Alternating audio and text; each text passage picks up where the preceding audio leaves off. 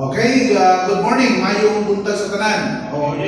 Salamat kayo sa Ginoo nga makahimo sa kita sa pagtuon sa pulong sa Dios karon nga buntaga. No?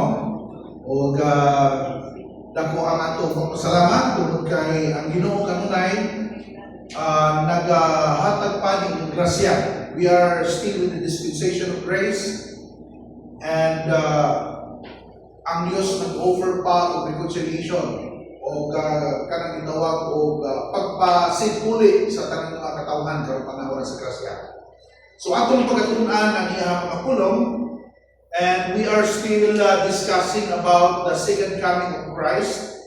O atong pagatulion ngayon kung unsa ang paagi sa pagbalik sa atong Ginoo sa Kristo aron nga dili kita pag-uol sama sa gibuhat sa uban, and we will not be confused. Di ta malibog tungod sa daghan ng mga pagtulunan dinhi sa kalibutan. But before anything else, ato nang dulog ng Diyos pinagi sa pagtampo. Let us pray. Our loving and heavenly Father, Lord, once again we come before your throne of grace this morning. We thank you, God, for the privilege of listening to your word, rightly divided. And it is our prayer, Father God, that the Holy Spirit will be the one to enlighten our minds, so that we would be able to understand fully the issue or the doctrine about your coming. It is our prayer, Father God, that you will touch each of us so that these words, this lesson that we will be dealing this morning will not be in vain in our hearts, but we will be able to teach them to those who need them. And all these things we pray in the name of our Lord Jesus Christ, we pray and trust. Amen. Sa miagi na Domingo, atong isgutan ang may tungod gyapon sa three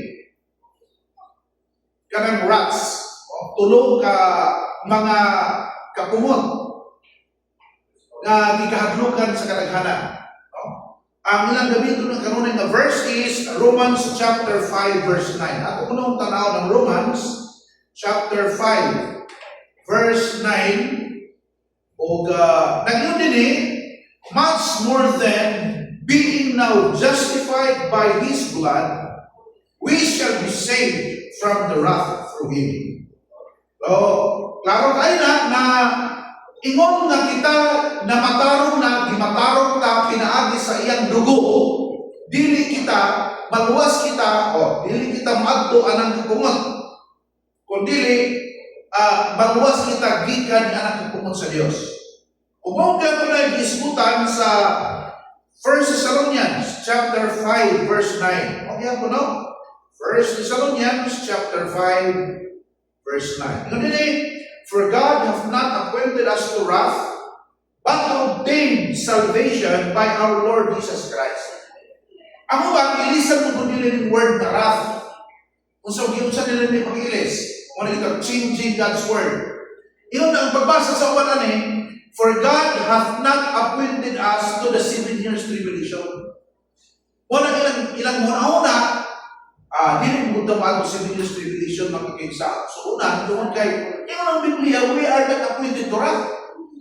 So ang kaulugan nila sa wrath is kanang 7 years tribulation period. But I will tell you, the phrase 7 years tribulation period is nowhere to be found in the Holy Scriptures. Tribulation is not a period of time, but tribulation is a condition.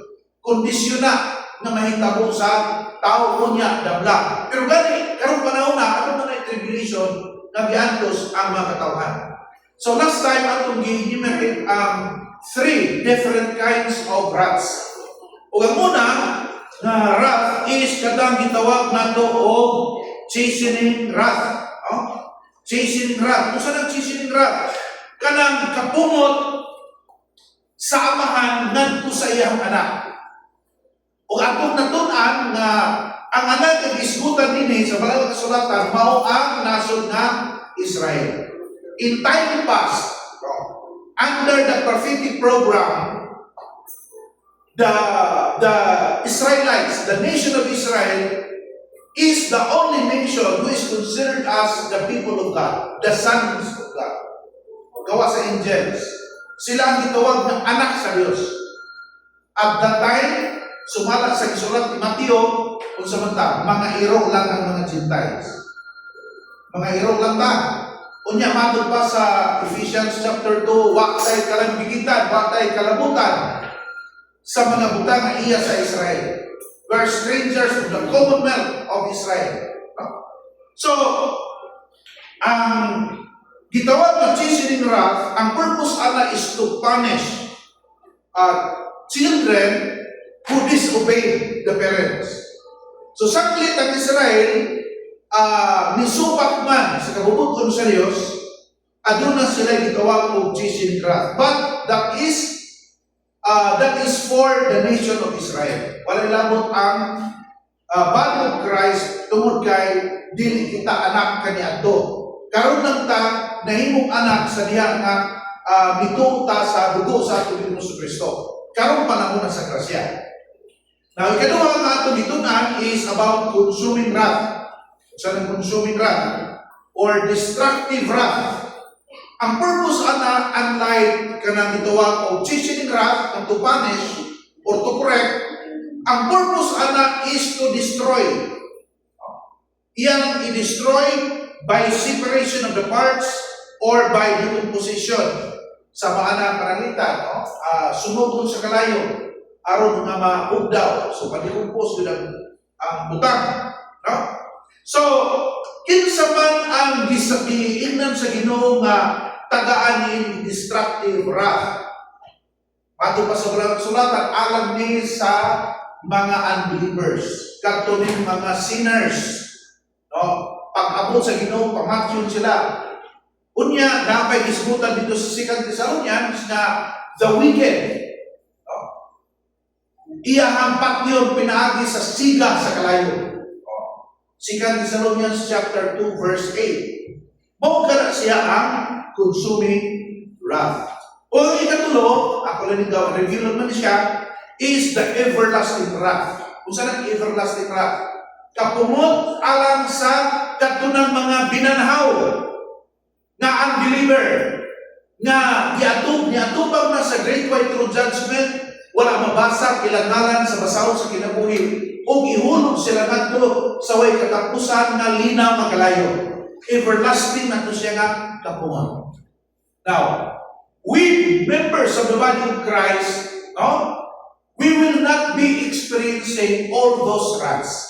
Dili kita. So, dili kita mahadlok ka ng tinuod na gito sa mga kasulatan that we are not appointed to wrath. So, kay wapan na di-appoint sa wrath, dili kita mahadlok ka na. No wraths, no? Either chastening wrath, either consuming wrath, or kanang gitawag o everlasting wrath na ma-experience sa members of the body of Christ. So, dili kita mahadlok ka na. Now, karon atong pagahisgutan kanang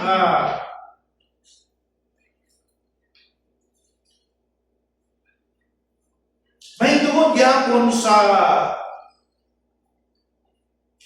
everlasting wrath, o atong nagdagan ang mga verses ana tungod kay para makwanta, no? Malimpunta o mahimuta nga andam sa pagtubag usab sa mga pagtulunan na gitudlo sa kadaghanan. So, alta sa gitawag o everlasting wrath. Okay. Ato mo niyang pag-usap ang Matthew Kapitulo 18. Matthew chapter 18, gikan sa versikulo 9. Matthew chapter 18, starting from verse 8 down to verse 9. Yung diha, no?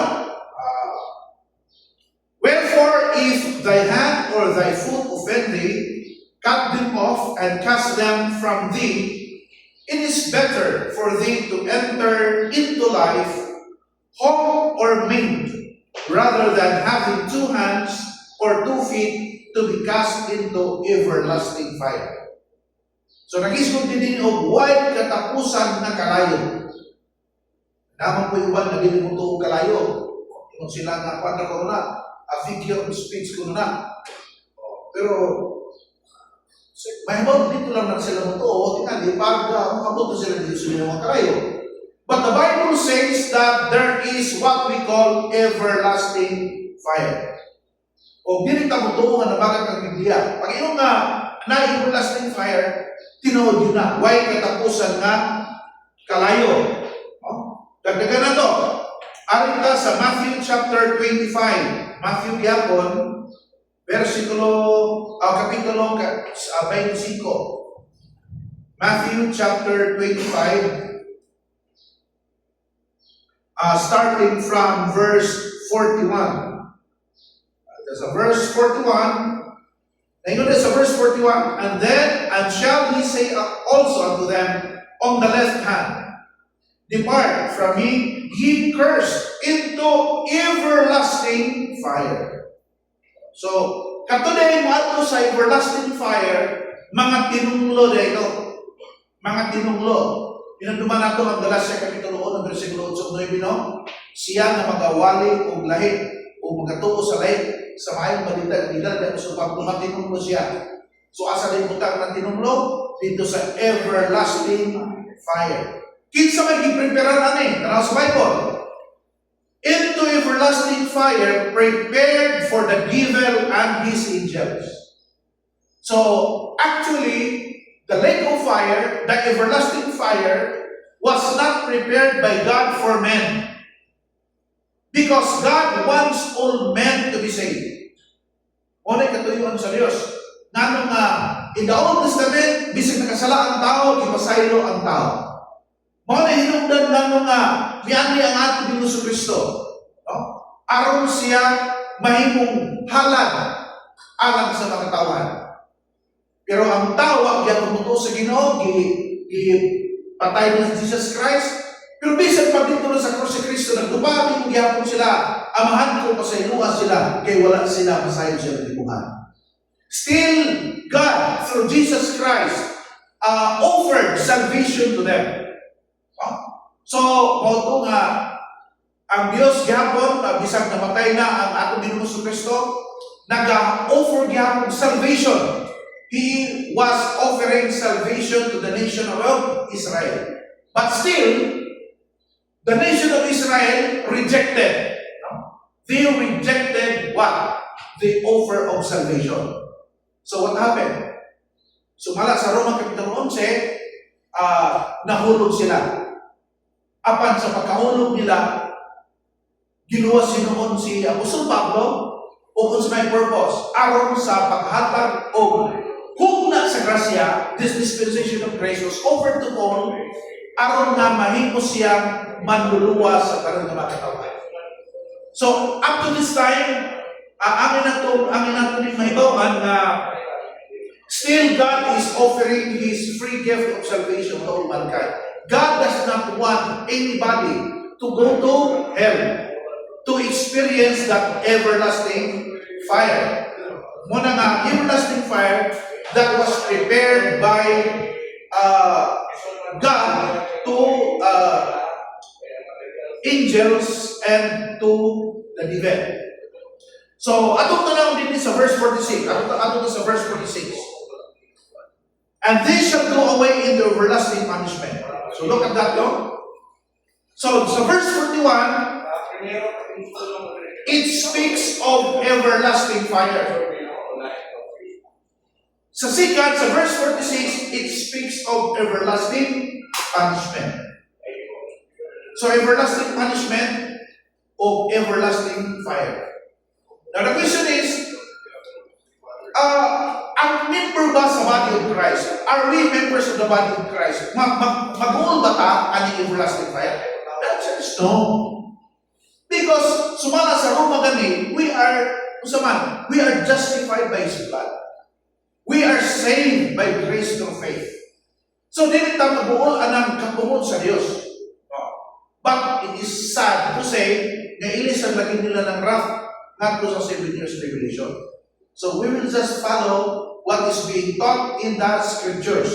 Dili nato pwede i-twist, dili nato usbon ang balaan ng kasulatan. So, ato ba sa 2 Thessalonians 1:9? 2 Thessalonians chapter 1 verse 9. Sabi mo nila 2 Thessalonians chapter 1 verse 9. Gikan sa verse 6 para masabtan nato.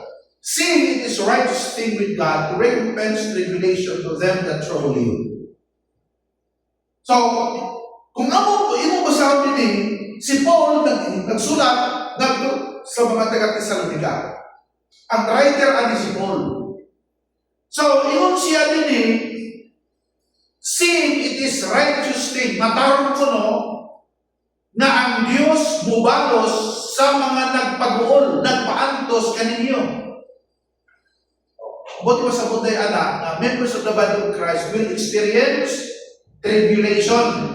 Ano din seeing it is righteous thing with God to recompense tribulation to them that trouble you.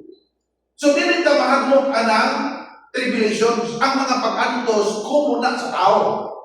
Pero ang Diyos, ito din na there will be a time, there is a day in which God will recompense tribulation to them that trouble the members of the body of Christ. Panimaslan, katong nagpaantos sa miyembro sa lawas ni Kristo. Then the question is, when? Kano sa amana? Okay? Ingon siya din sa verse 7. Mo ang problema because some people dili tungod sa ilang gitawag o preconceived idea di na ganahan mubasa sa mga sulatan or dili na mutuo sa Gisus Biblia. So, naaday adlaw na panimaslan sa Dios kadtong nagpasakit sa miyembro sa lawas ni Kristo. Ang pangutana kanos amana. When? Now sa verse 7. And to you who are troubled, rest with us. When? When the Lord Jesus shall be revealed from heaven with his mighty angels in flaming fire, taking vengeance on them that know not God and that obey not the gospel of our Lord Jesus Christ. So kano sa di ay ang Diyos mo hatag og panimalo sa mga tao sa miyembro sa lawas ni Kristo? Sa dihan ang Ginoo mubalik gikan sa langit, uban sa mga manununda, mighty angels, in flaming fire, na nagbilaab, nagkalayo. Ingon na yun sila nga, o dili na rapture. Kaya ang rapture, wang may kalayo. Diba? So, ilang ibay gawas, o hindi na, sikat kami ng Christ na. Pero kinsa may disputa, kinsa may gitna dire. Di ba bali ng Christ? Kinsa may istorya, si Paul. Kinsa man yung mga taga-Tesalonica, they are members of the body of Christ. So, dili kami yung na Israel ang diskutan ani. No! Wala si Paul, ang audience ani are not members of the Israelites, ang Israel's nation. These people are members of the body of Christ. Sa ato man ay, kung mutunta o pagbalik sa Ginoo, dili lamang kay ego na mutunta sa 1 Thessalonians chapter 4. Ang Ginoo manakot sa langit, may arkanghel, o yan ay ito sa turbita, kunya kita pagkasagdaw sa Ginoo ngadto sa langit. Mura mo na sa 1 Thessalonians chapter 4. Naapay din sa 2 Thessalonians chapter 2 na pagbalik sa Ginoo, panimaslan niya. Kinsa may panimaslan? Tanawa din natin sa verse 9, who shall be punished with everlasting destruction from the presence of the Lord and from the glory of his gospel. King Saman, verse 8, taking vengeance on them that, number 1, know not God. Katong wa makaila o Diyos. O ikaduha, and that obey not the gospel of our Lord Jesus Christ. Okay, so the question is, apil ba ang members sa body of Christ na panimaslan sa Diyos? Na mantos sa kapungot sa Diyos? The answer is no. So, dili ta mahadlok anang gipanghatlok sa uban. Ang dapat mahadlok ani ang believers tungkol kay sa pagbalik sa Ginoo di ay ang Dios maghahatag og panimalus kanila. Ano na may kaduhang web? No? So, dili sa ang first web mabasa nimo diha sa verse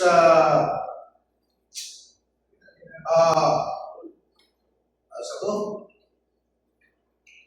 Verse 7, no? And to you who are troubled, rest with us when? Ang ikaduhang na when, na mabasa na to, is nasa verse 10.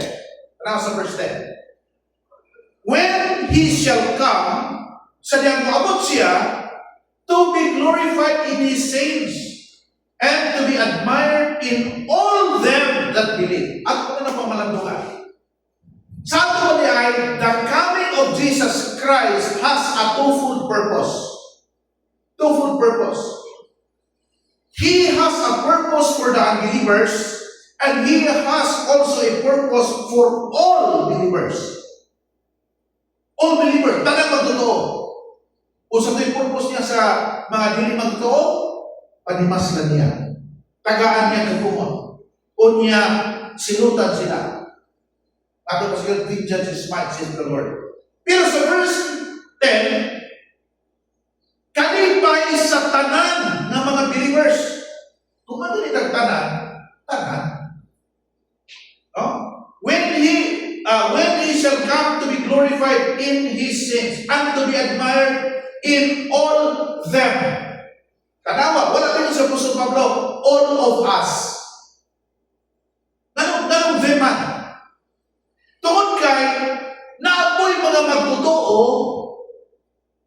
sa Israel. Correct? Na mga magtotoo sa Israel. Sa ato man ang pagbalik sa Ginoo sa tanan ng mga mutuo. Dili lamang sa members sa body of Christ, kundi apil ang Israel. Wala nga ang ginamit ni Paul, wala sa limon niya, all of us that believe. In us kita ra. Kundi lang ginamit niya, all of them that believe. No? When He shall come to be glorified in His saints and to be admired in all them that believe, because our testimony among you was believed in that day. Anong adlaw? Kadtong mga magtotoo, makadawat o kung saan, kanang kalipay nagikan sa Ginoo. So that is why ako nagitudlo, there is only one coming, and that coming is for both Israelites, katong believers kay Israel, taga-Israel, o believers for the body of Christ. Dili mo masabot na lahi ang ilaha, lahi ang tuwa.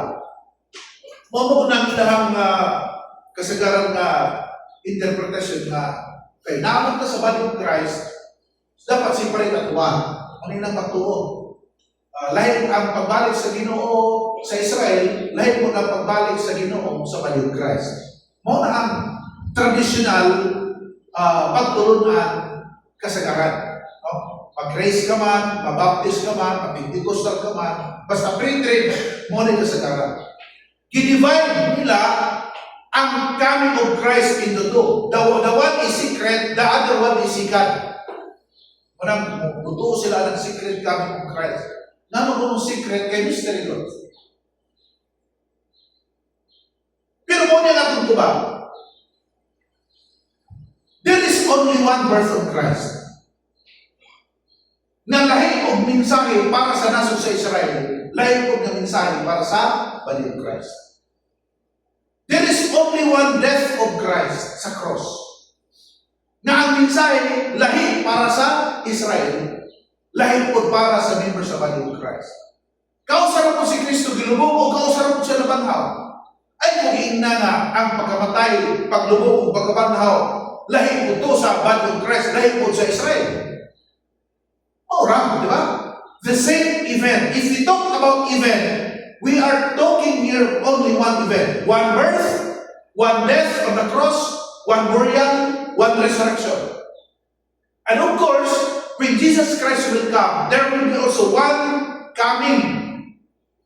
Kunya, kano sa amang ang pagbanhaw sa tanan ng mga patay, pagbanhaw sa mga linuwas, kano sa mga mahitabo sa pagbalik po sa ating Diyos Kristo. One event diyan na siya. Pero ato na two kinds of people, the Israelites and the body of Christ.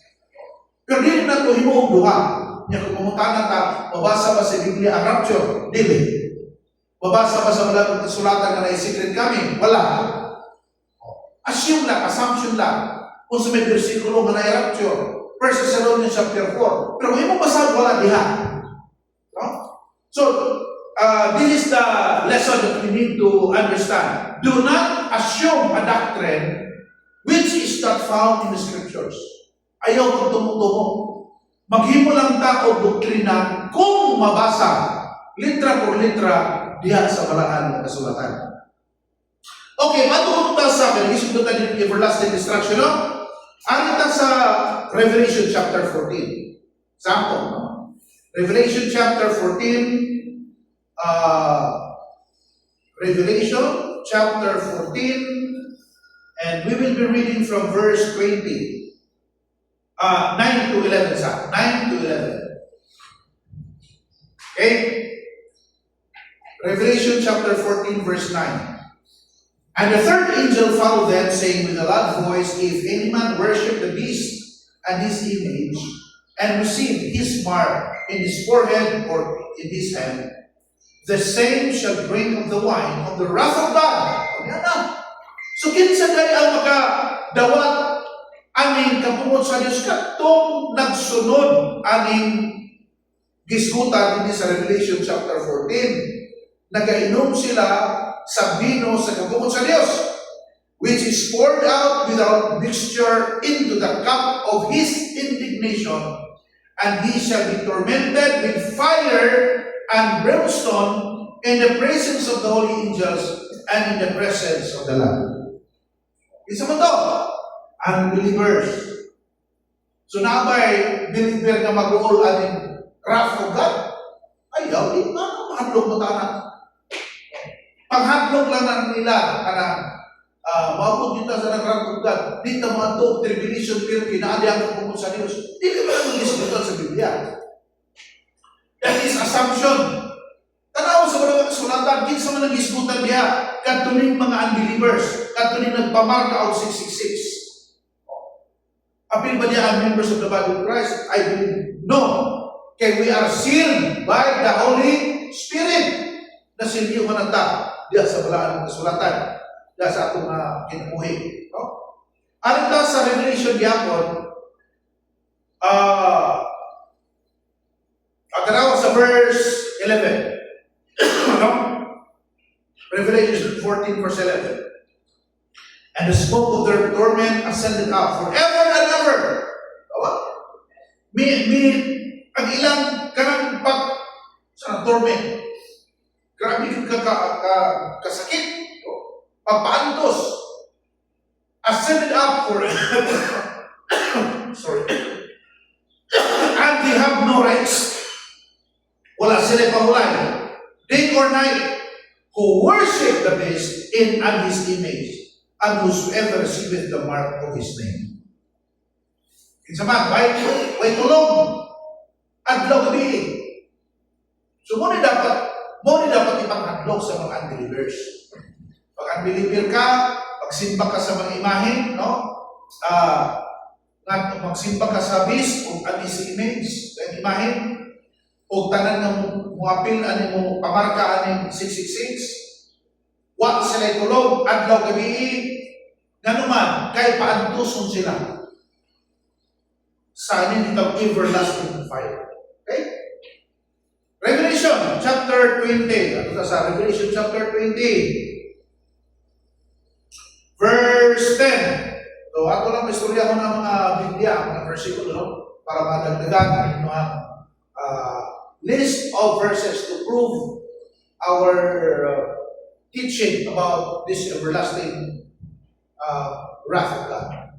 Verse 10, And the devil that deceiveth them was cast into the lake of fire and brimstone, where the beast and the false prophet are, and shall be tormented day and night forever and ever. Okay, so kinsa may mga dito? Unbeliever, kinsa ba? False prophet, the devil, sila na. Dapat na libutan na members of the body of Christ? Wala.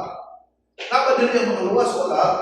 Kung may tabo sa mga taong luwas, at kung ibasa ka kanina sa 2 Thessalonians chapter 1, we will be glorified. Di ba? tagaan tagkalipay, nga naman, nidaog na ta, hindi kalimutan. So kayo kagol anak, wrath of God, na may ikahadlukan sa kadaghanan. So our members of the body of Christ worried about these three kinds of wrath. That's what is known. God's wrath is precise and specific. Pag bingon nga, para na sa devil, para na sa devil. Pag bingon nga, para sa unbeliever, para na sa unbeliever. Walay member sa body of Christ nga amapin ana. So Romans chapter 5 verse 9, the third kind of wrath, this everlasting wrath, will happen sa diha nga ang tao dako na dito sa linaw nga kalayo. At kung tanaw ng sinipadagin nga member sa body of Christ dili maapin, no? Pero nato di verse ana. At kung tanaw sa Roma kapitulo 5, Romans chapter 5, verse 1. Okay? Therefore, therefore, conclusion. Pero nasa Romans 5 pa. Therefore, being justified by faith, we have peace with God through our Lord Jesus Christ. Kung sa may opposite ng peace, kapungot. So, nata sa kalipay, nata sa kalinaw, ang unbeliever nasa kapungot, nasa kagulanan, nasa torment. Question. Tungod ba kalimot na sa lawas ni Kristo dito may experience of tribulation? Hindi kalimutan. Atong basahon. Verse 2. By whom we have access by faith into His grace, wherein we stand, and rejoice in the hope of the glory of God. So, di na kita mahapit pa. Di ba? Ang ba nga, Maria, ampo mo kami. Mahapit pa. Mahapit pa. Dagang mga pangsagpito para kuban. Sana po mga sagpito nila. Kita karon we have already access. What do you mean by access? Can access, term na siya sa internet. So, buti pa sa pag naka-internet, maka-access ka. Kita karon kay membro mo sa lawas ni Kristo, we have access tungod sa atong pagtuo niini nga grasya nga atong gibarugan. We are standing in the dispensation of grace. So sa may bato na to, kanawa, rejoice in the hope of the glory of God. Hindi ka magagagool anak kana wrath to come. Hindi ka magagagool anak. We rejoice in hope. Kung sa kani hope na to? Kung sa hope na to? Looking for that blessed hope. And the appearing of our great God and Savior, Jesus Christ. That was verse 3. And not only so, but we glory in what? We glory in tribulation. So the question is, are we members of the body of Christ exempt from tribulation? Are we exempted from tribulation? That's what is no. Wala ginamit siya, di man ang mga tribulation ang pasabot. Kanto man ang wrath of God. Kanto man ang 7 years tribulation wrath of God. Ito naging isgutan ka rin na, no members of the body of Christ will experience any of those wrath. Either chasing wrath, either consuming wrath, or destructive wrath, or everlasting wrath. Because we are justified by His blood. Okay? Pero yun din we glory in tribulations also, knowing that tribulation worketh patience, and patience experience, and experience hope. And hope that not ashamed, because the love of God is shed abroad in our hearts by the Holy Ghost, which is given unto us. Managing sa maraming kasulatan. So we have peace with God. We do not have the wrath of God. At sa 1 Thessalonians chapter 5. 1 Thessalonians chapter 5, verses 8. At masunod na sa verse 8, payon sa verse 11. So, ano sa may buhato na ito? Mga isuon ko sa Ginoo, kay luwas man ta, o niya dili man tamaad sa kapungon sa Dios, pero we are not exempted to tribulation. Kung sa may buhato na ito, Adonai, gitulo siya sa Pablo. Ano ninyo? First Thessalonians chapter 5, verse 8 to 11. You can read, but let us, who are of the day, be sober. Putting on, so man, the breastplate of faith and love. And for an helmet, kung sa man ang helmet, the hope of salvation. So, na breastplate, na helmet, the hope of salvation. For God hath not appointed us to wrath, but to obtain salvation by our Lord Jesus Christ, who died for us, that whether we wake or sleep, we should live together with Him. Well, kung mamatay man daw, mamuhin ta, magkauban kita kanunay sa Ginoo. So verse 11, is may kwanto today, wherefore comfort yourselves together and edify one another, even as also we do. So ang rin kwanto na maglinipayay ta, o maglilipunay ta sa usa-usa. Dili nato adloko ng ato mga kaigsuonan na ayaw mo anang pagtulog na kay maadto ta sa kapamon sa Dios, mapunta niya sa kapamon sa Dios. Wala yung mga isikutan niya. So, arin na sa verse 1. Kini para sa believers no. Pero tanawa diya sa verse 1. First Thessalonians verse 5. What? But of the times and the seasons, brethren, ye have no need that I write unto you. For yourselves know perfectly that the day of the Lord so cometh as a thief in the night. Pasidaan niya Apostol Pablo nga ang pagbalik sa Ginoo sama sa kawatan mabuti sa gabi. For when they shall see peace and safety, then sudden destruction coming upon them, as travail upon a woman with child. And they, walang ingon we, kundi sila, and they shall not escape. Yun sa kanyang mga tawanan, na dili mo na-escapo. Katong mga unbeliever. Muna, giyon na nako dito sa versikulo 8, but let us of the day. Sila po inaas kahigit ang unbeliever. The unbelievers are in the night. Believers are in the day. So kung nata sa adlaw, dapat sober ta, at ibutang ang breastplate, at ibutang ang helmet. Nga naman, tungod kay wa tag-andam sa Ginoo ni anang kapunon. Sila, problema. Problema na nila. Kay ang kapunon sa Dios, adto manihata ngadto kanila sa mga wagili luwas. So we will not experience any of those wraths, no? Because of who we are. So who we are, the question is kids of tao. We are members of the body of Christ. We are His children. Also today ang mga anak sa Diyos. Diba? We have access with God. We have peace with God. We are justified by faith. Diba? We are justified by His blood. We are redeemed by His blood. Bakit kaya mga isgutin ng Apostol Pablo?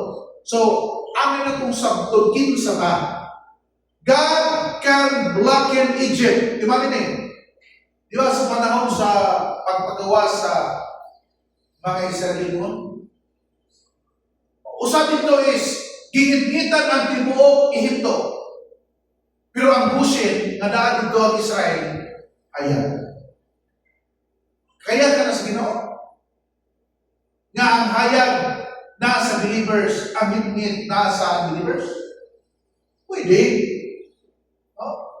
So, ayaw kahatlok ka ng God's wrath para sa unbelievers. Kunya, ang unbelievers silingan nimo. Kunya, ikaw, believer ka. O ayaw kahatlok ka na. God can blacken Egypt but still give life to Goshen. God destroyed Sodom and Gomorrah without touching Lot or Abraham. Diba? Asa man si Abraham at itong panahon na? Naraman si Abraham dito katanaw. Naraman si Lot dito. Kinsa man ang nahimong masin? Itong asawa niya. Kinsa man ang isilutan dito? Sodom and Gomorrah. Naama sila dito katanaw? Naa. Pero, nag-eskapo ba sila? Nag-eskapo. Hindi man na shotgun ang wrath of God. Hindi man yung nana. So God's wrath is precise and specific. So example, chastening wrath intended for his children, the nation of Israel. Destructive wrath, that is for the wicked one and for the unbelievers. The everlasting wrath, sila tanan, unbelievers, the sinners, the devil, the false prophets, dito to sa everlasting punishment. Body of Christ are not a target of any of such wrath. So tama ang sa Romans 5:9, 1 Thessalonians chapter 5 verse 9. So don't change the word wrath. Anong problema? If you will change the word wrath into 7 years tribulation, muna matupod ang atong doktrina. Dito magsunod ang doctrine which are assumed, kundi ato yung sundon ang gisgutan sa mga sulatan. So, ato nang basahon kining unsa mo nay mahitabo kung naay tribulation. O kung sa may musunod, ang mga kagubot na nahitabo sa kalibutan. Ato nang tanaw as far as Israel is concerned and as far as the members of the body of Christ. Unahon na itong Israel. Ben, alita sa Israel. Matthew chapter 24. Matthew chapter 24, atong sudlon sa pagbasa gikan sa versikulo 29. Okay? So, ato na nagitudlo there's only one coming of Christ.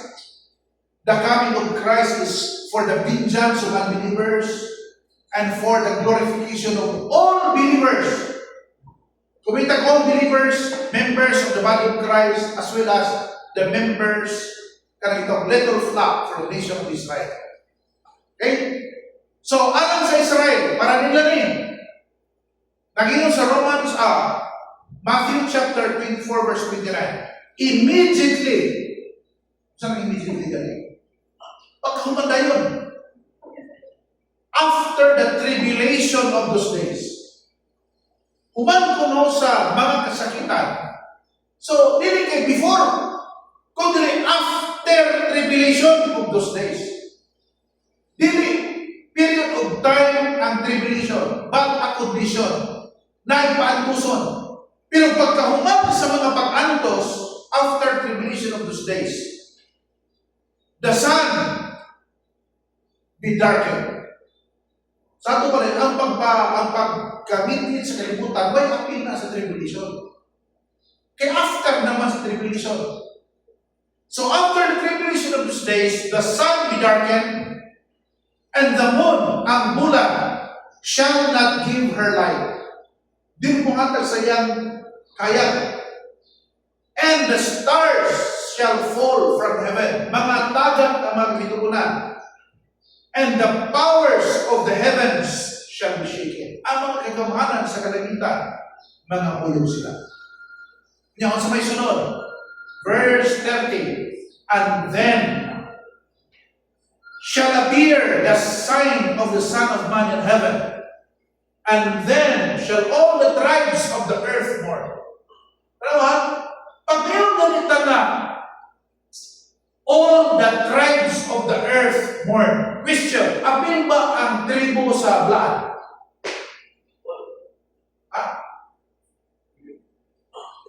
Apil. Ang mga manong, apil ba? Apil. Ato naglaruhon ba? Kaya ano ba, minong na, kini siya, Israel ragyod ni.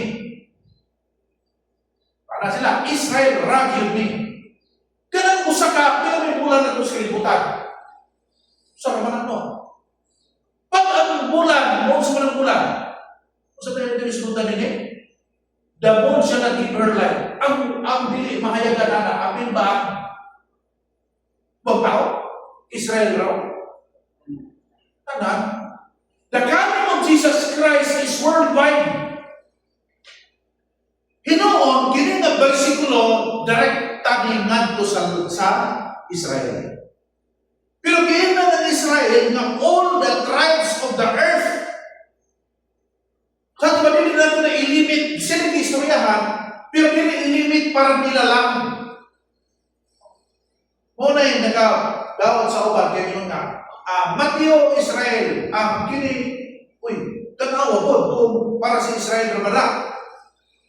O then, ugon niya, mo appear ang sign of the Son of Man in heaven, and then shall all the tribes of the earth mourn, and they shall see the Son of Man coming in the clouds of heaven with power and great glory. Now, kasi ng pan, ilisa na po nila and all the tribes of Jacob.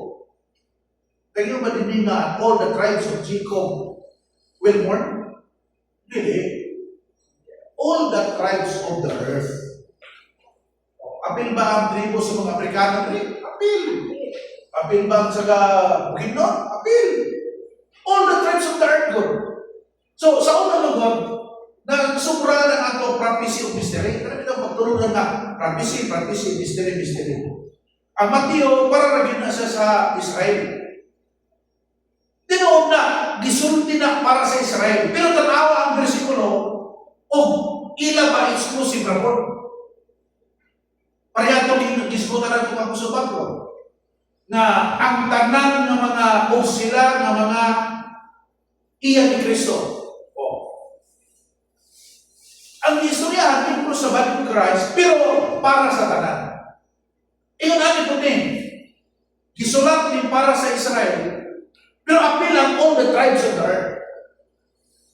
So, kita nga naman kahibalo, atong sabton ang nasa lang kasulatan. Hindi ito maghimog kanang atong konsepto buwa doon sa Biblia.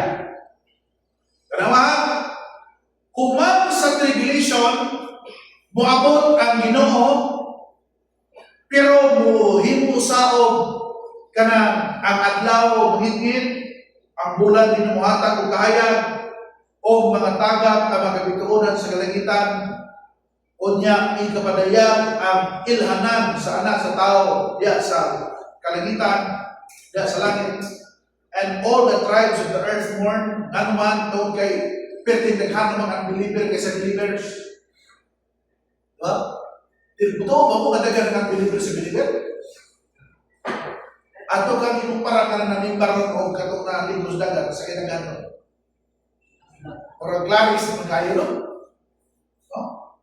Sa tinon lang, gamay lang kayo ang nahigugmas Ginoo ba? Daghan ang nahigugmas kalimutan. Diba? Karoon na itong dibalik ng Roma 12. Busa hangyon ko kamo. Karapig yung nahangyon niya po sa Pablo. Itugyan ang inyong lawas. Naasa mo yung nagitugyan ang inyong lawas. Wow, man! Busy ba kayo? Diba? Huwag makatugyan sa lawas. Ayun din, no? And He shall send His angels. Diba? Dito sa 1 Thessalonians, mighty angel, He shall send His angels with a great sound of a trumpet, and they shall gather. Kanawa. Kinsa man yang tigumon, He will gather together His elect from the winds, from the four winds, from one end of heaven to the other. So, kinsay tigumon sa Ginoo. Kinsa? Klaro kayo, ang iyahang pinili. Ang iyahang pinili. Napangutana. Kining pinili, non rabani Israel. Wabay napili ang Diyos na membro sa lawas ni Kristo? Ha? Kaya ito mo nang masama sa blaan ng kasulatan din, kung wabay membro sa lawas ni Kristo na pinili. Colossus Kapitulo 3, versikulo 2 sila.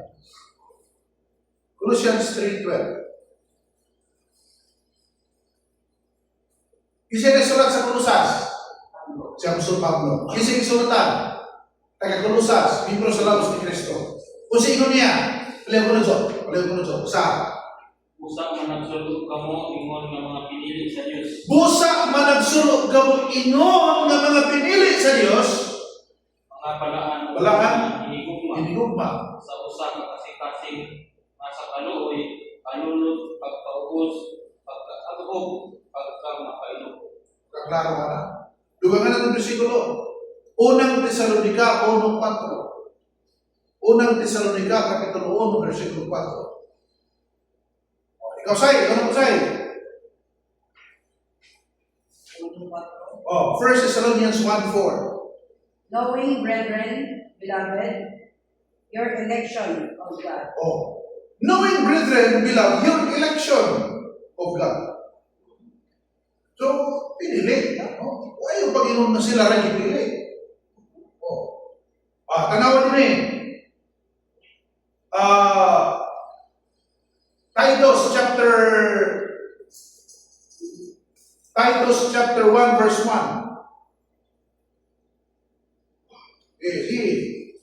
Isa na po yung mabasa si Brad Gabay. Titus 1 verse 1. Si Pablo, lipod sa Diyos, o apostol ni Jesucristo, aron sa pagkubaw, sa pagtuo sa mga pinili sa Diyos, Sa mga pinili sa Diyos. o ilang ay balo, mga tumulang, ito na, sa pagkakilig. Sa ito rin, ang gibili sa Diyos, hindi lang ang Israel.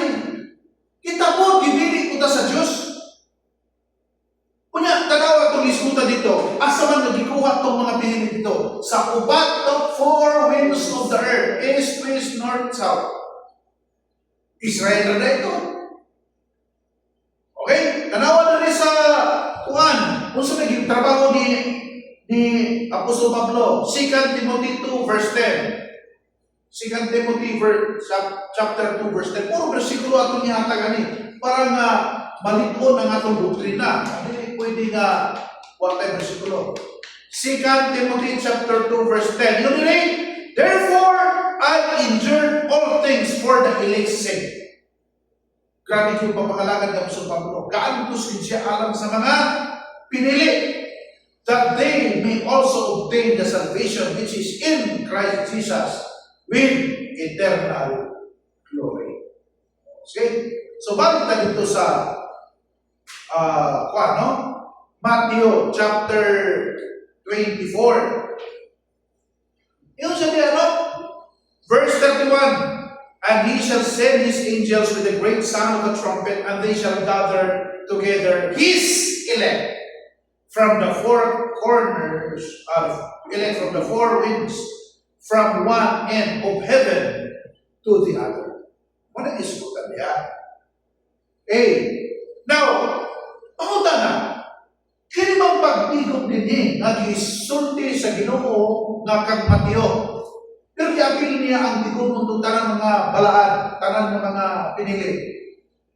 Giskutan pa po din niya sa Pablo na gisaaran po kami balik sa Ginoo, daw po'y parang tigong. Nakapapod. Okay, pasig mo siya Israel naman ito yung apila ato ko ng tanaw. 2 Thessalonians chapter 1. Atong tuto, pero aris na sa 1. 2 Thessalonians chapter 1, pasok sa verse 4, pero sa 8. Yung ato na sa 2 Thessalonians 2 niya. Okay? So that ye yourselves glory in you in the churches of God for your patience of faith in all your persecutions and tribulations that ye endure. So, nabay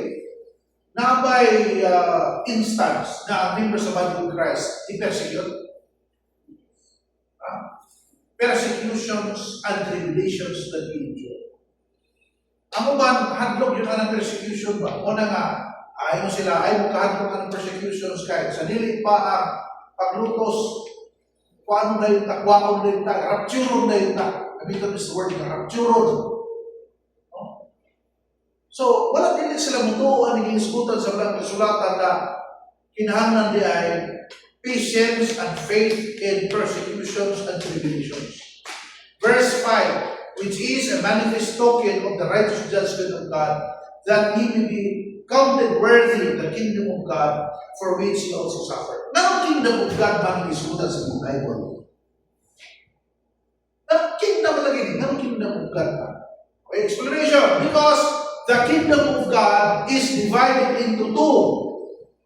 The kingdom in heaven and the kingdom on earth. Ang iskutan ano ni persecute, dili lamang ang luwas sa body of Christ, apil po ng Israel. Tanang luwas, lutuso na. Tanang luwas, i-persecute. Pero tanang luwas, pagbalik sa Ginoo, imayahon. Ano na? So, para din sa both na mupuyo sa langit o sa yuta.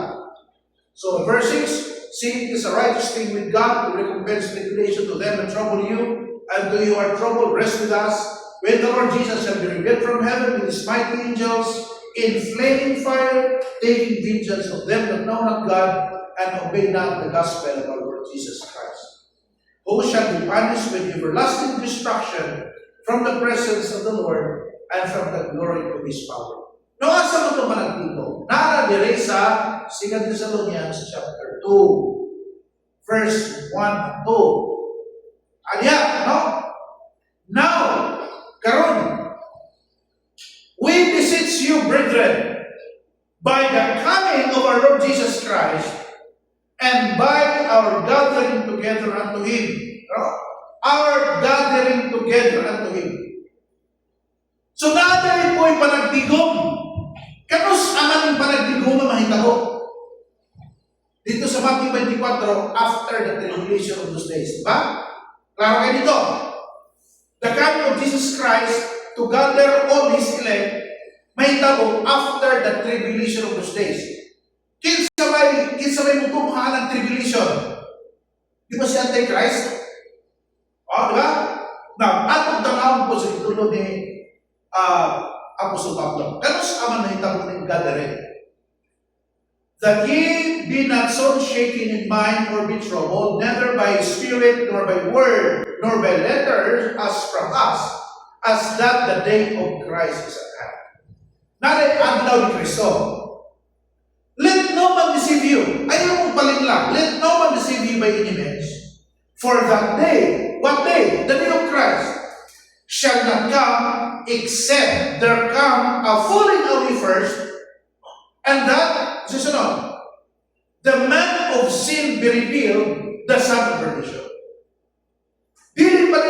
Sa dili pa rin mahitabo kanang atong panagtigom anang adlaw sa Ginoo, mahitabo ko na ang falling away, ang pagkabukan sa pagtuo, ang pagkawala sa pagtuo, o mutumha kung sa ang anak sa sala, nga mao ang anak sa kapakyasan. Kinsa man itawag?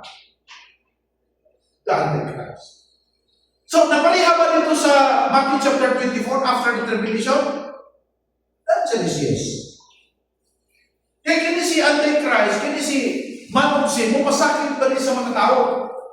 Pero of course, si Antichrist, yan sakito dito ang Israel. Ito na siya of Jacob's trouble. Dili ang members of the body of Christ. Sakito na anak.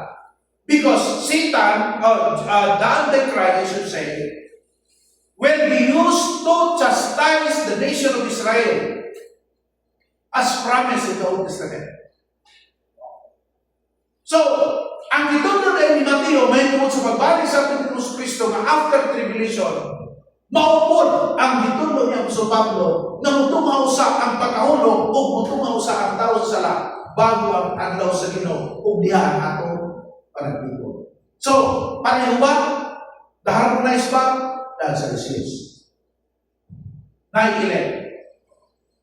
So, tanggalon na lang itong kinarahan na pagtulunan na nai-secret coming na pwede yun yung hapon, pwede yung ugma, pwede yun yung gabi. Samtang walang pamahulog ang tao sa kanagagawa ko pagkahulog sa ilang pagtuo, wala pa mahitabo. Wala pa man mutunga si Antichrist, wala pa man mutunga ang si dili pa mugalit, dili pa mahitabo ka ng day of Christ. Okay, so, dili na sa tataman, sa sunod na Domingo, atong ipadayon kining atong pagtulunan na itong sa second coming of Christ and tribulation. So, the second coming of Christ and tribulation, this is the topic now, and we will continue this next week, ako lang ipailumdum diri. Number one, the word wrath does not mean the 7 years tribulation period. The wrath of God speaks of three things. The chastening wrath, ang purpose is punishment para sa anak. Consuming wrath or destructive wrath para sa mga believers kung pamatyon na ibalik diri sa Ginoo. Pamatyon sila. O ang everlasting wrath, katulad dili mamatay na, pagpuso na lang sa Ginoo hangtod sa akong. Kay namin iba na itong mga unbeliever, katong mga unbelievers, banhaw man itong taga itong lawas sa Ginoo madunod. So kauban ni Satanas, kauban sa false prophets, kauban sa the devil, pagpuso na lang day and night dito sa linaw ng kalayo. Manang everlasting wrath. O walay usa anang tulong ka wrath na may experience sa members of the body of Christ. Because we have peace with God. We are redeemed by His blood. We are justified by His blood. Kasi may question. Pamunta na si Mrs. Agapay. Ganun din siya makapangitagpuan. Pamunta na. Kay basta kaminaw ko, dagdagan mo pamunta na. Oh. Si Jo. Wala. Sa una, katong duha ka pagbalik sa religion. Ang ato is morning. Do not teach a doctrine. Do not teach doctrine na hindi mabasa sa Bible. Mabasa man na naay secret kami kung wala ayaw tudlo. Ang itudlo ka na naay wala ng sulat. Muna nga, daghang kita bersikulo ng ipakita karon ang bersikulo lang atong kaistoryahon. And we will examine the Bible itself. Sa mo ng tao, sunod lang sa chart. Nakadaan ang chart ba? Nakaplastada na. Amo ni mga higala, disposition of grace karon, ang katapusan ani, mo na niya ang rapture. As ko basa. Wala. Pero chart, na diyan, hindi kayo i-explicar kay naman sa chart. Muna nga dito kita, muna gitawag siya o deductive teaching. Ang deductive teaching, maghatag na ang conclusion bisag walay laman. Pero ang ato dili taan ang deductive kundi inductive, di ka sa ginagmay. So muna bersikulo to bersikulo ta hangtod na makapak nato ang conclusion based sa gitudlo sa balang Islam. So atong kasaw ilen ang mga them para nila ato binang pag-iskutan kay importante na ini. Say, wala kong tanong? Diba nagsigutan na kami offer na isa ra po sa pagbalik pero duha ka event tapos kami isa na lang ka event. Usa ka pagbalik, usa ka event na. Usa ka pagbalik. Yan, duha ka Pero adunay duha ka purpose.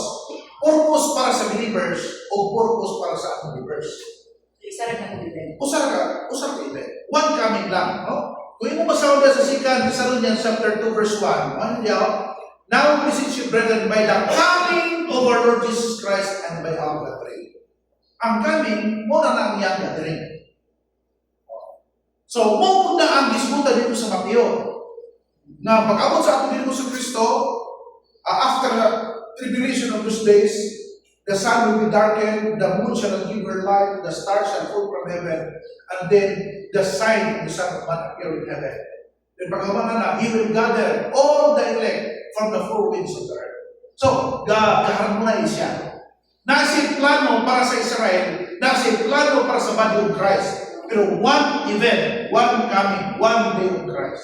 Pero adunay usa ka pag-gather sa tanan ng mga believers o adunay po pagsilot sa tanan ng mga unbelievers. So ba?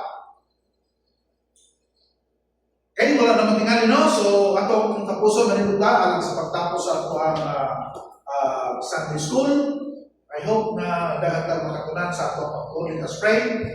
Loving Father, we thank you, God, for the message that we have this morning. Thank you, Lord God, for preparing us to understand what is in the future. Salamat, Ginoo, tungod kay kini nga tubiko sa tubiko, Ginoo, nagubot ang kadaghanan tungod kay aduna sila pagkahadlok sa mahitabo sa tanan.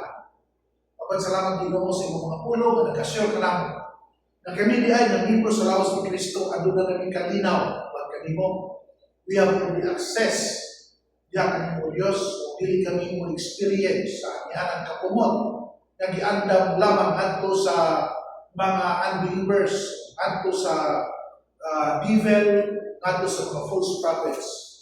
O salamat po Diyos tungkol sa inyong pulo, hangtod karon nagapulo ka namo. O it is our desire, Father God, na kini nga mga pagtulunan ang kinikisulti itudlo ngadto sa uban nga gusto na magkakaroon niini. Lord, kay mo kini ang tuyo nimo kanamo to make all men see the fellowship of the mystery. Ikaw Ginoo andam sa mga kinabuhi o mga gamit ka ng mga instrumento as your ambassadors for that universe. And all these things we pray in the name of our Lord Jesus Christ, we pray and trust. Amen.